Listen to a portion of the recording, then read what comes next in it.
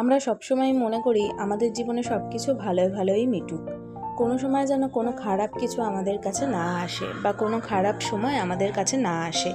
এরপর যখন খারাপ সময় এসে আমাদের সামনে উপস্থিত হয় তখন আমরা কিছুতেই তাকে মেনে নিতে পারি না। ভগবানকেই দোষারোপ করি যে কেন তুমি এটা দিলে, আমরা তো ভালোই ছিলাম, তাহলে কেন আমাদের খারাপ সময়টা এনে দিলে। কিন্তু ভগবান তো সেটাই করে না যেটাতে আমাদের ভালো হবে, তাই জন্যই খারাপ সময়টা নিয়ে আসে জীবনে।